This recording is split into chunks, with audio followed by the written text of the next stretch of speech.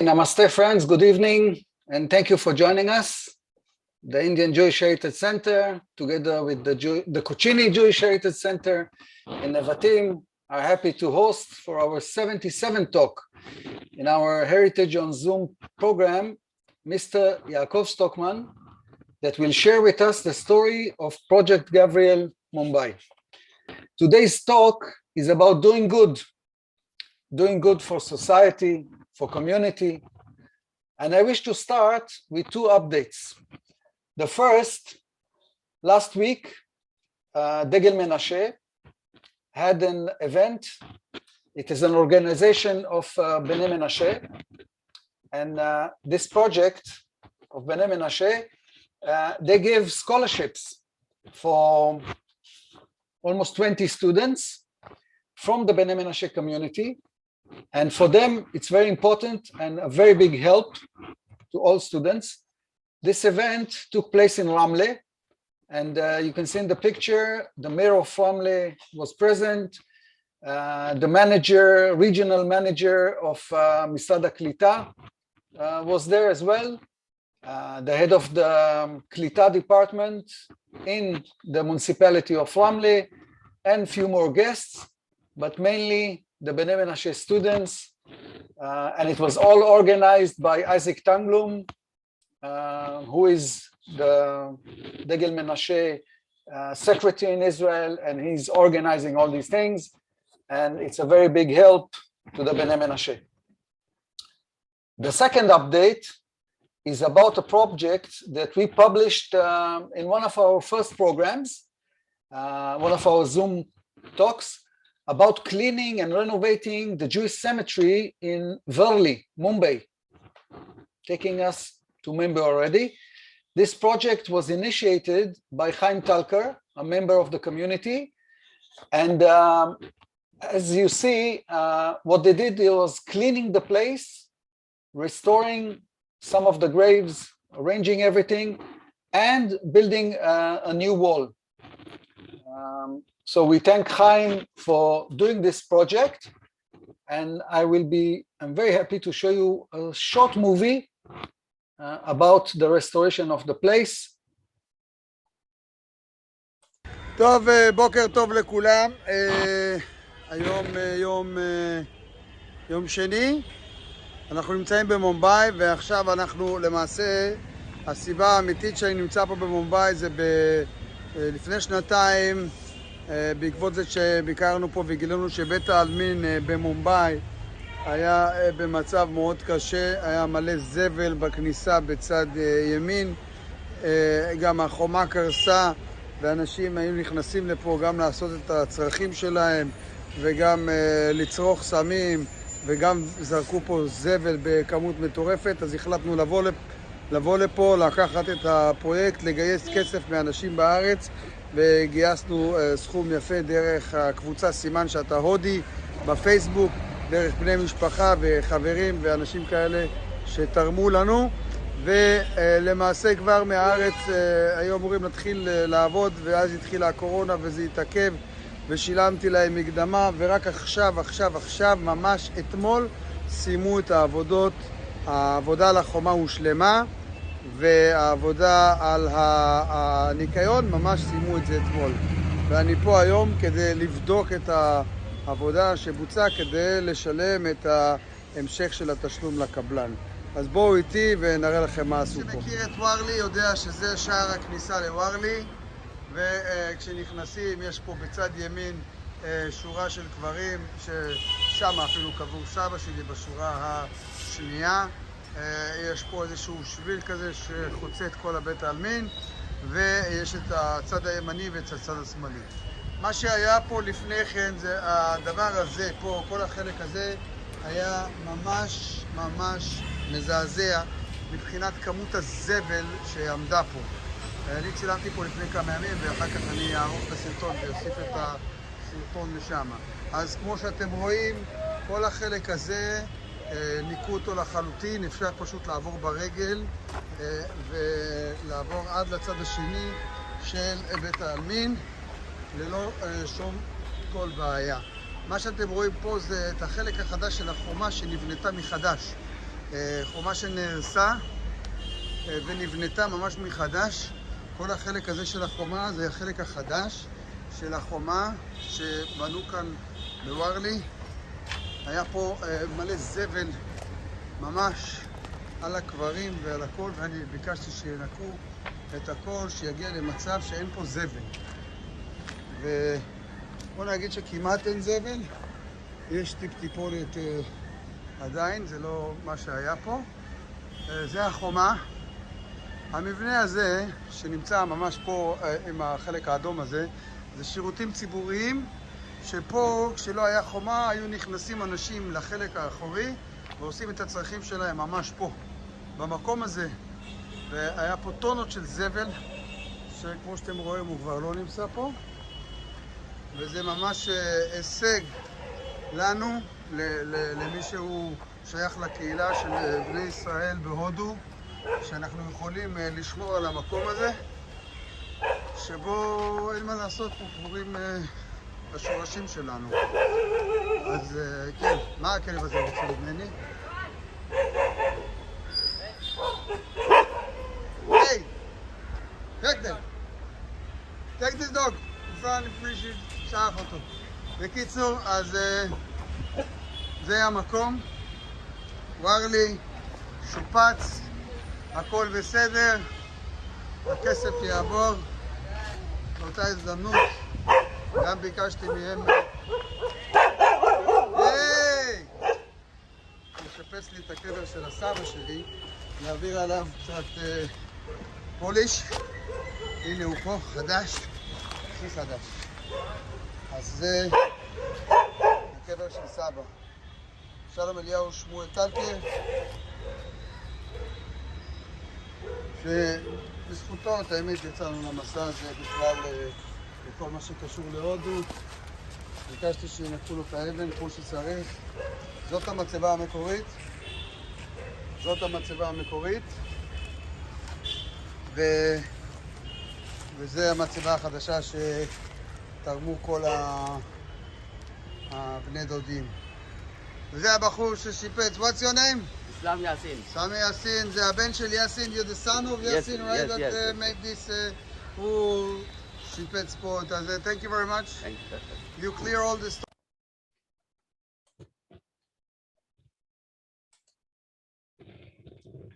Okay, so as you can see, it looks much better these days. So thank you, Chaim. Chaim is here, and I will ask him to unmute himself and say a few words. Good evening, everybody. I came back from India after, in the past 2 years, I was trying to renovate, clean, and fix the wall in that Jewish cemetery where my grandfather is buried. And with all the delay, with the corona situation in India, we are able just to complete the job recently, and that's why I actually went there also to see with my own eyes that the job was done and to pay the contractor. It was a big achievement for us to block that entrance from the main street to the cemetery, because people used to come and do a lot of not nice things inside the cemetery. And basically with that new wall and the gate, it's hopefully going to stay clean. יופי, נפלא. אז קודם כל, תודה רבה חיים. בהחלט פרויקט מרגש, פרויקט חשוב לקהילה. So thank you very much, Chaim, for the project. It's very important. And I wish to say that we will support and we will help to do any project that does good for the community. Any initiative by members of the community, if you are doing it or you know of such a project, please share it with us. We will help as much as we can. And now for today's talk, we are very thrilled to host Mr. Yaakov Stockman. Yaakov was born in Melbourne to Claire and George, Melbourne, Australia, where he grew up with his brother and sister. He did his first bachelor's degree in psychology, and at the age of 23, he did Aliyah. He served in the army as a combat medic. And after that, he did another degree in anatomy. And then he started working as a technical writing for companies, and he became a marketing manager. In 2011, he arrived to India as part of his work. And about what happened in India, we will hear from him in a few minutes. Yaakov is a high-tech executive that turned to be a social entrepreneur. He did his master's degree in community development from the Hebrew University in Jerusalem. And in these days, he's about to finish another second degree in NGOs management.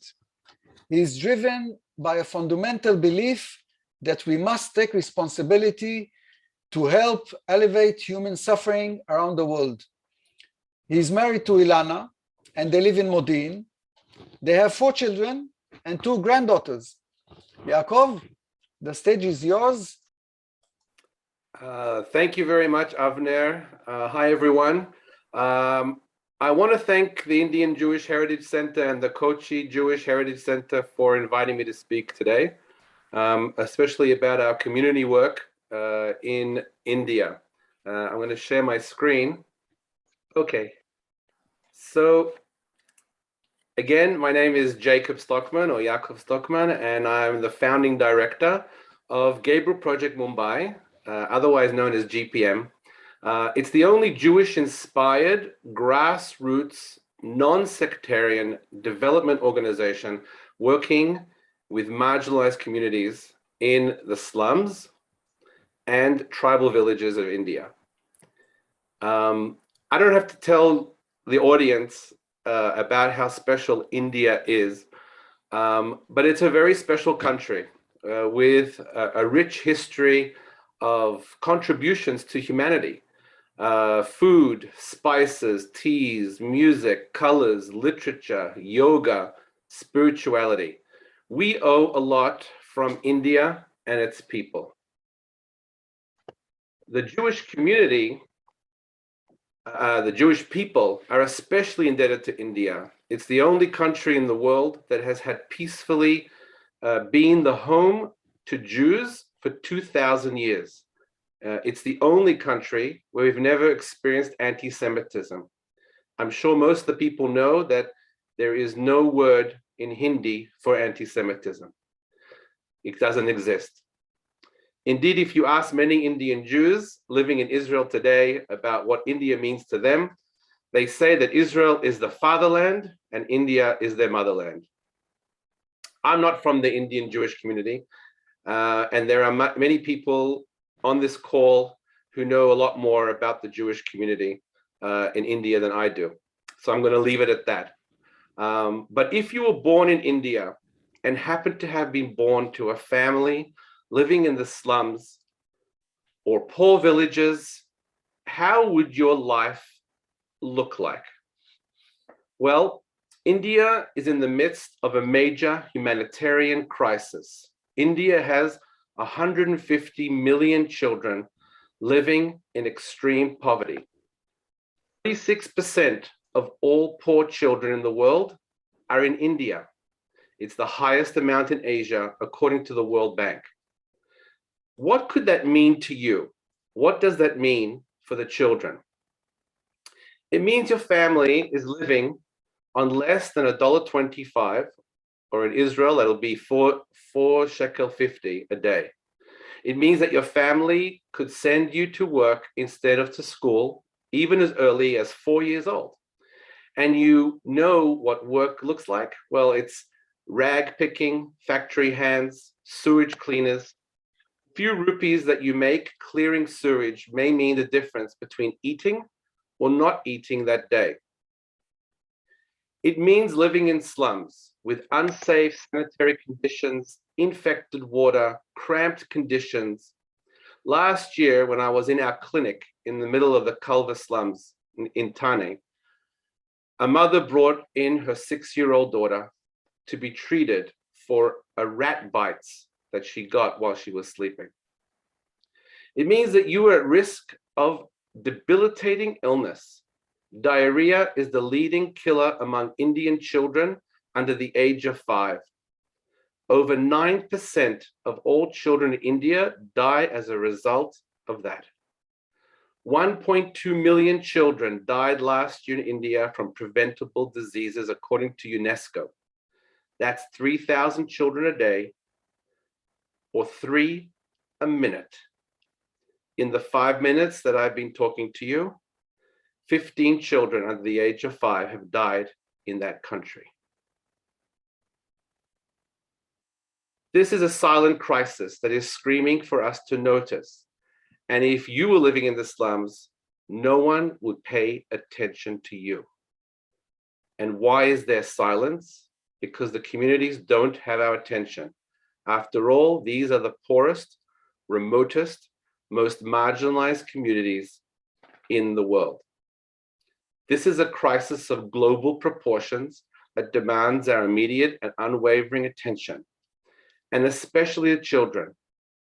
1.2 million children every year who could be thriving, learning, playing, growing into adults with minds and spirits that create and contribute to society. And instead, they're not going to school, they're not eating, they're getting sick, and they're dying from preventable diseases because they're just poor children who don't have a voice.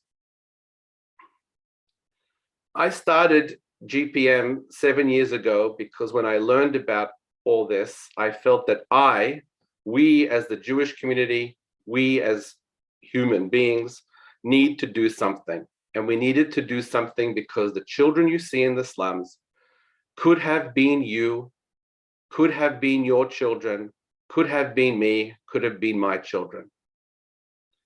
In February 2011, I was working for a high-tech company in Israel, and I went to India for the first time in my life.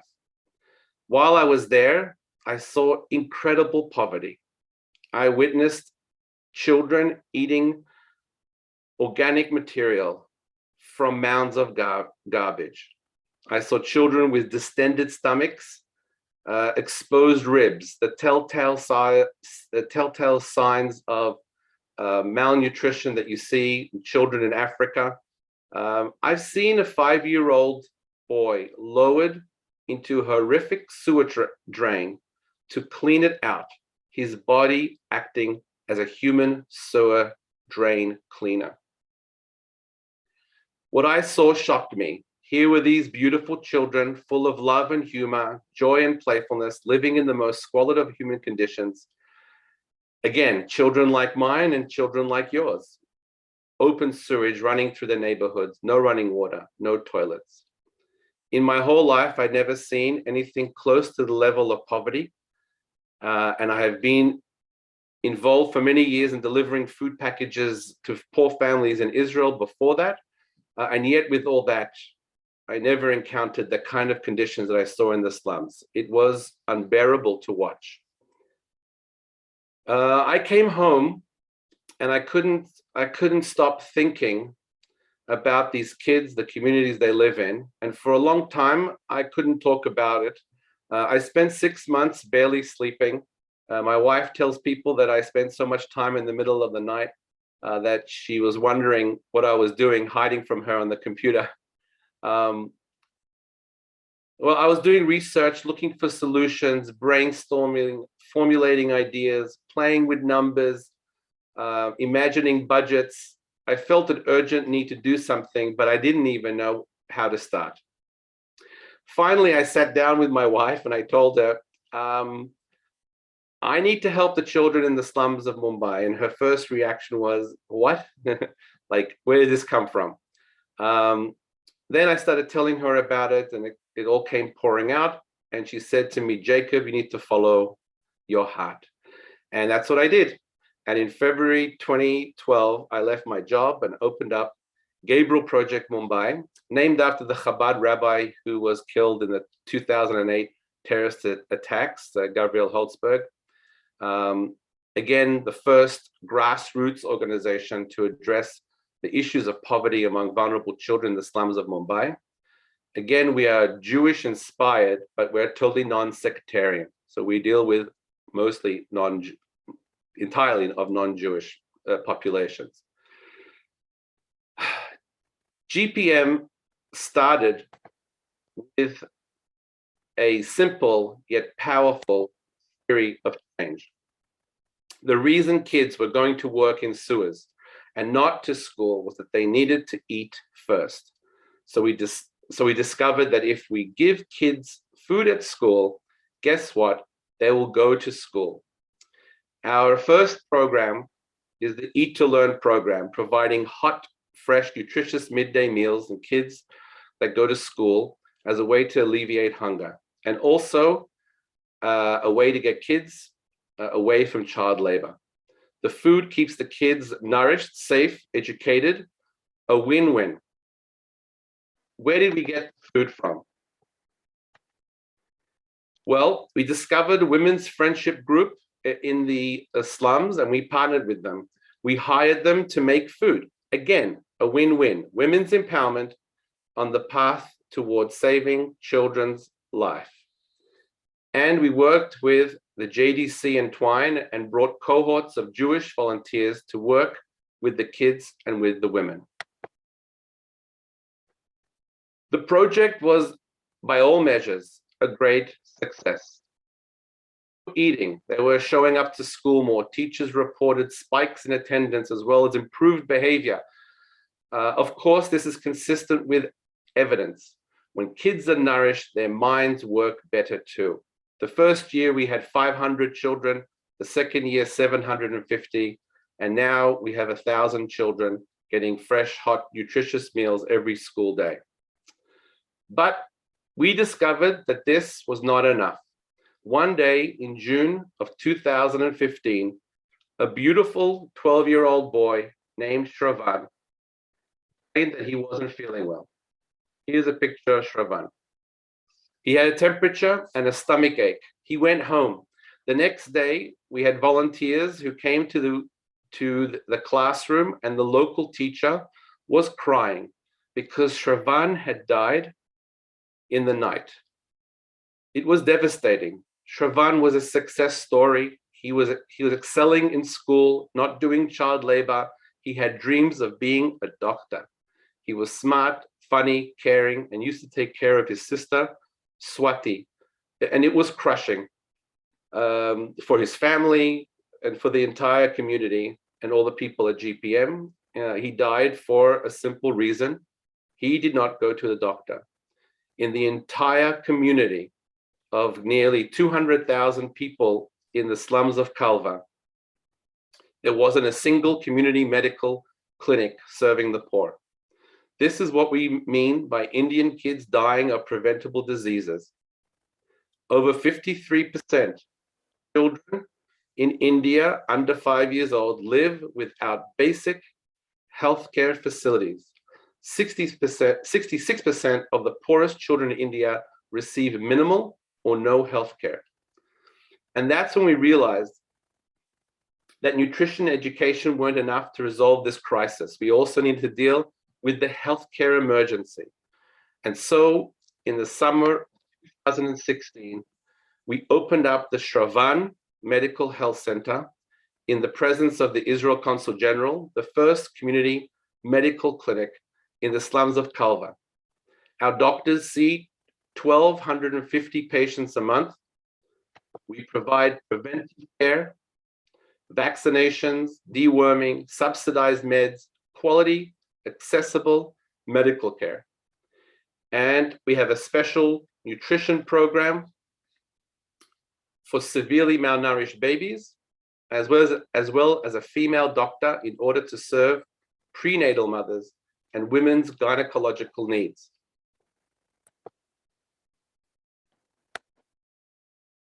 This too has been a phenomenal success. Kids are getting treated, their mothers are getting treated, families are educated, making our community healthier.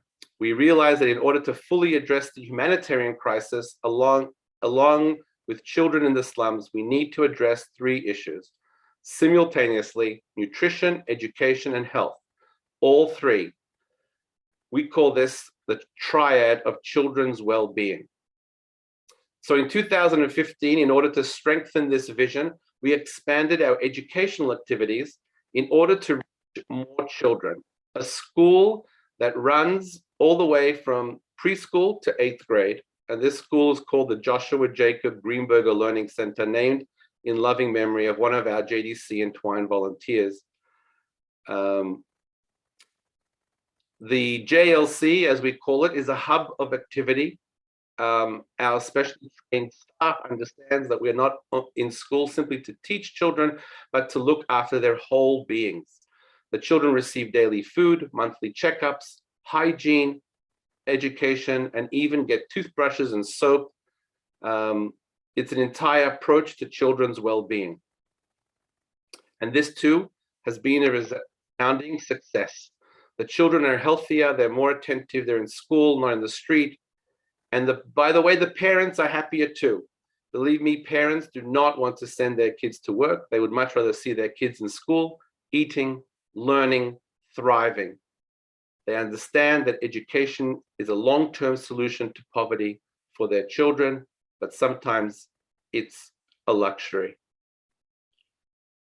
After a while, our doctors reported that they showed a high level of disease,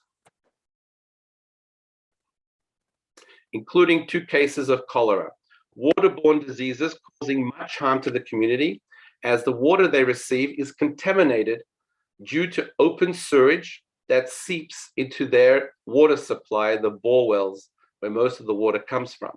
So we decided to promote clean water, and we partnered with an Indian corporation that specializes in water filtration called Eureka Forbes.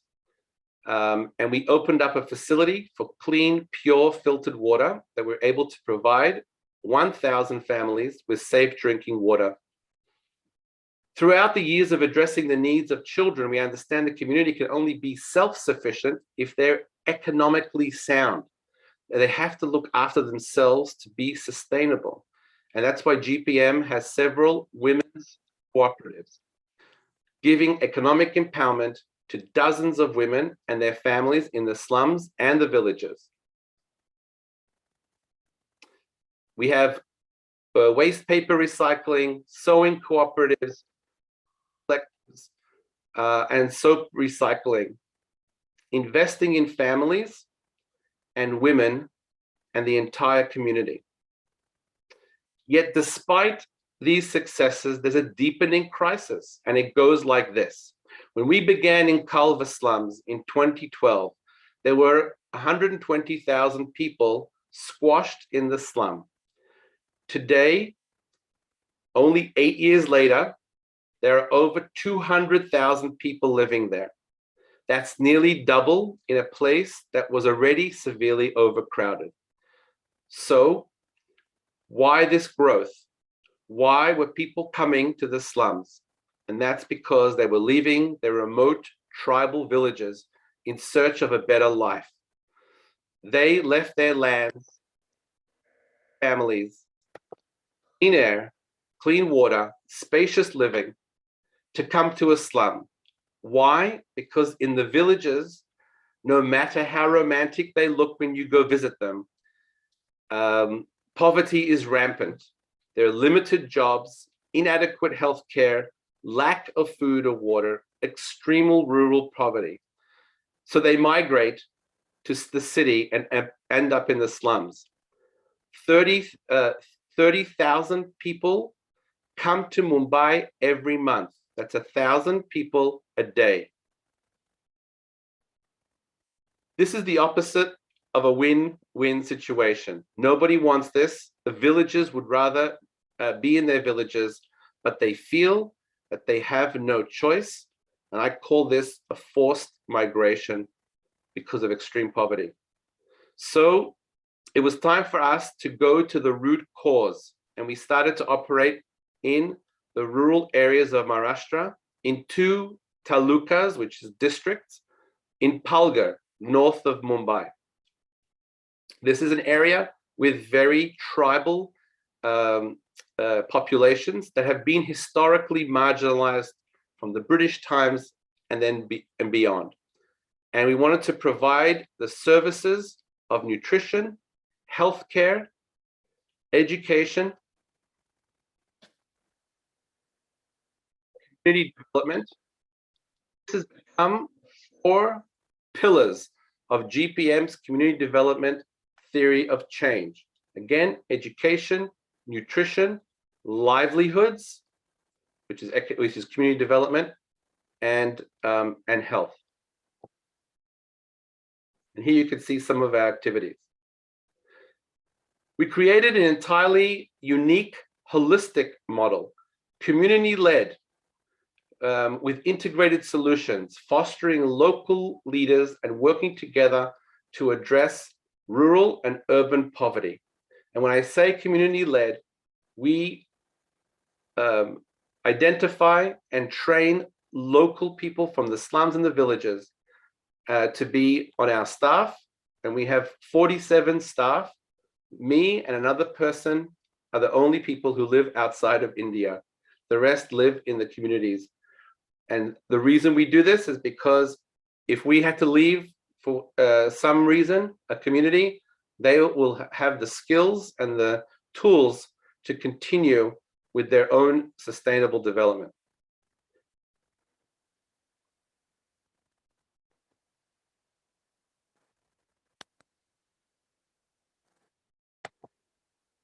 Work closely with government bodies like the government medical authorities and rural hospitals, the ICDS, which is the Integrated Children Development Services, UNICEF, United Way, India, Doctors for You, Indian Dental Association, and FICI Flow, the Federation of Indian Chamber of Commerce and Industry, name a few.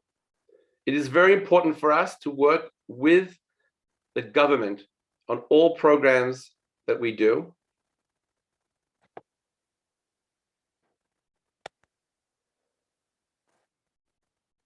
Here you see a hand washing station that we put into a girls' boarding school in a very rural area in Palgar. Have had involvement from the Jewish community, like the chief rabbi of the UK, Rabbi Ephraim Mervis. He's come to affix a mezuzah on our medical clinic door. Mumbai's Chabad rabbi, the Israel Consul General has visited twice. Our programs, as well as conservative reform rabbis and individuals from outside of India and from within India, showing their support of GPM's work.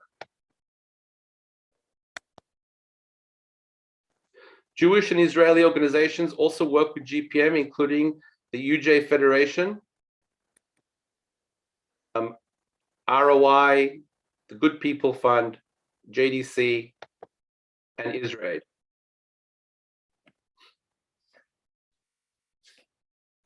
GPM has had over 300 Jewish volunteers who come for 3 weeks to a year-long internship working with children in the slums. We've had groups from Young Judea, USY, Hillel, Kahal, Schusterman Foundation, JDC Entwine, Kivunim, and other Israeli groups as well that have come through universities, and also Heroes for Life, which is Lochamim Lelo Gvulot, if people know what, that organization. We've had Jewish youth volunteers from over 30 countries, including, of course, India.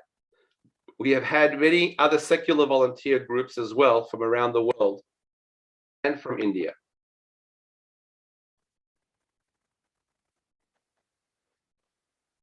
During the last 2 years, we've worked very hard in mitigating the effects of the COVID-19 pandemic, especially around April, May of this year. And what have we done? We worked hard to build 2 oxygen plants in 2 Palgar rural hospitals, one called Vangaon and one in Moncada, an oxygen vaporizer in the sub-district hospital in Dahanu, many medical equipment shipments to other hospitals. We've distributed 55,000 hygiene kits and masks We distributed 6,000 grocery packages to families in need, and we've paid the salaries of 10 nurses, rural hospitals working in COVID-19 hospitals and treatment centers.